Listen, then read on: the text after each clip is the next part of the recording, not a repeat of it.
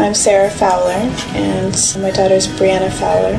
We're at the IWK with my husband, Sean Fowler, and her little brother, Braden. She was almost 4, and she started having belly pains. We got back a bladder test, and they thought it was a bladder infection.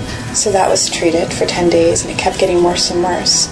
And then we were sent back to outpatients, and finally they did an ultrasound and found a lump.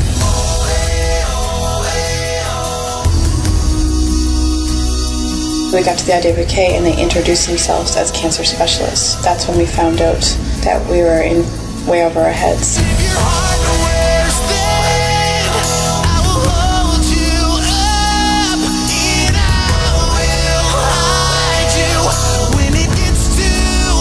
She has a stage 4 neuroblastoma, so she has a huge tumor in her belly that's taken up the whole cavity of her abdomen. So it's putting pressure on her liver, kidneys, lungs, it's all around her intestines. It's just everywhere. It's a nerve cancer, so it's all coming up her spine to her neck and over her heart. With neuroblastoma, it's found in the bone marrow too. So she was having a lot of bone pain and stomach pain. Every little bone in her body was just too sore to touch. Even when she didn't want to be touched and was so painful to get in and out of bed, she refused to pee in the pot on the bed.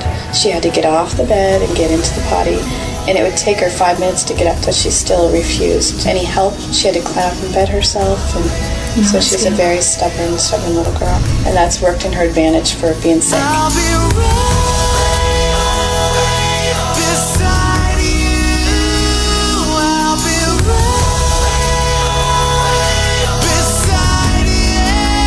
Every 3 weeks she has a treatment. She has chemo for 72 hours straight, and it's very aggressive. She has to go through chemo number 6, and she has to go through a big surgery to remove as much as they can. And with neuroblastoma, it's a very sticky disease, so they have to go in and peel it off every single organ it's touched, and all of the intestines, and just it's a very long and agonizing surgery for her. She still has ones in her chest that they can't touch, so those will stay there and then be radiated on. After the surgery and the chemo, we'll go to Toronto and she'll receive the high-dose chemo, and that wipes out everything in her body. It wipes out all her bone marrow and all her new cells. Hopefully when they give her back her bone marrow, it will start go in the right spot and start growing again where it's supposed to.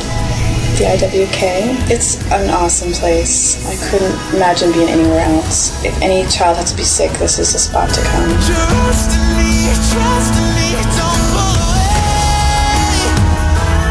We had days that just having breakdowns in the shower.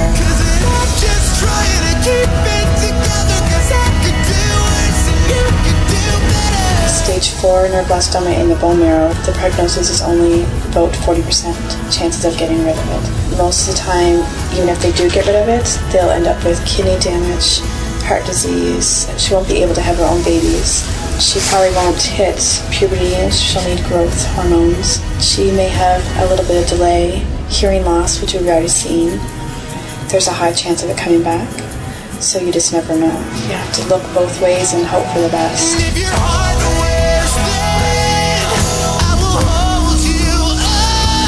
Every day is a step closer to finding cures for kids' cancers. Right. If she had been born 20 years ago, she may not have had any chance. Yeah. So we're lucky to have a 40% chance. You don't like to hear that 40%, but at least there's a chance. I'll be right beside you. She's tough. Nobody will break